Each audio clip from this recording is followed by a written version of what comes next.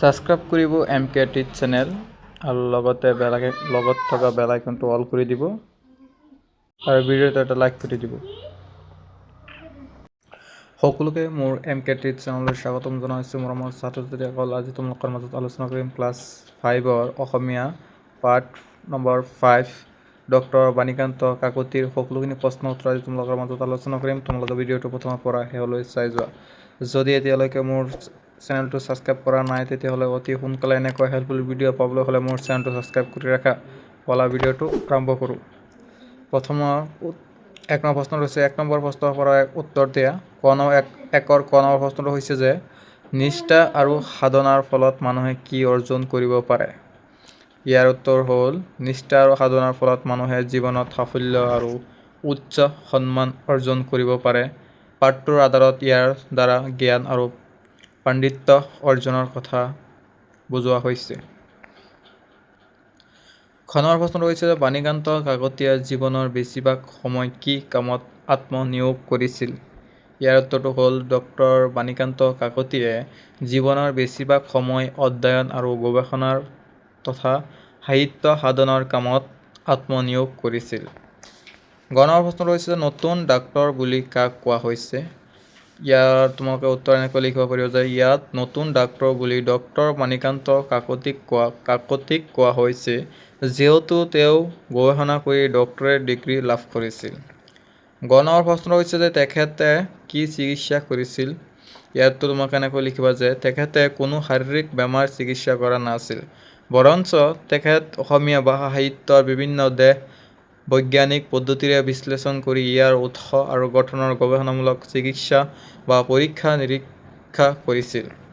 ঙ নম্বৰ প্ৰশ্নটো হৈছে যে ডক্টৰ বাণীকান্ত কাকতিয়ে ডক্টৰেট ডিগ্ৰী লাভ কৰা গ্ৰন্থখনৰ নাম কি? ইয়াৰ উত্তৰ তোমালোকে লিখিবা যে বাণীকান্ত কাকতিয়ে ডক্টৰেট ডিগ্ৰী লাভ কৰা গ্ৰন্থখনৰ নাম হ'ল Assamese its formation and development, Asamiya ভাষা ইয়াৰ গঠন আৰু ক্ৰমবিকাশ। প্ৰশ্ন যে ডক্টৰ বাণীকান্ত কাকতিৰ বিষয়ে চমু টোকা লিখা। পাঠটোৰ উত্তৰ লিখিব তোমালোকে যে ডক্টৰ বাণীকান্ত কাকতিয়ে অসমৰ এজন প্ৰসিদ্ধ ভাষাবিদ, সাহিত্যিক আৰু গৱেষক আছিল। তেওঁৰ জন্ম হৈছিল 1894 চনত বৰপেটা জিলাত হৈছিল। তেওঁ অত্যন্ত মেধাৱী ছাত্ৰ আছিল আৰু শিক্ষা জীৱনত যথেষ্ট সফলতা অৰ্জন কৰিছিল। তেওঁৰ আটাইতকৈ উল্লেখনীয় অৱদান হ'ল তেওঁৰ গৱেষণা গ্ৰন্থ Assamese its formation and development, যাৰ জৰিয়তে তেওঁ অসমীয়া ভাষাৰ স্বতন্ত্ৰতা আৰু প্ৰাচীনতা বৈজ্ঞানিকভাৱে প্ৰমাণ কৰিছিল। কটন কলেজৰ অধ্যাপক হিচাপে তেওঁ খ্যাতি লাভ কৰিছিল। তেওঁৰ নিষ্ঠা আৰু গভীৰ অধ্যয়নৰ বাবে তেওঁক অসমীয়া সমাজত এজন পণ্ডিত প্ৰবৰ হিচাপে গণ্য কৰা হয়। বাক্য ৰচনা কৰা। তোমালোকে বাক্য ৰচনা কৰিব দিছে যে সহজ সৰলভাৱে বাণীকান্ত কাকতিয়ে অতি সহজ সৰলভাৱে জীৱন নিৰ্বাহ কৰিছিল। প্ৰবলৰ বাক্য ৰচনা কৰিব দিছে। প্ৰবল বাক্য ৰচনা এনেকৈ কৰিবা যে তেওঁৰ জ্ঞান আহৰণৰ প্ৰতি প্ৰবল হেঁপাহ আছিল। চিকিৎসা তোমালোকে এনেকৈ লিখিব। ইয়াৰ চিকিৎসা তোমালোকে কেনেকৈ ৰচনা কৰিবা? অসুখ হ'লে ডাক্তৰৰ ওচৰলৈ চিকিৎসাৰ বাবে যাব লাগে। দৃঢ়মনা ইয়াৰ লক্ষ্যত উপনীত হ'বলৈ এজন দৃঢ়মনা হোৱাটো প্ৰয়োজন। আঁতিগুৰি পুলিচে চুৰি কাণ্ডটো আঁতিগুৰি বিচাৰি উলিয়াবলৈ সক্ষম হৈছে। কৌতুকপ্ৰিয় অমল খুৰা এজনৰ বৰ কৌতুকপ্ৰিয় মানুহ, তেওঁ আমাক সদায় হহুৱাই থাকে।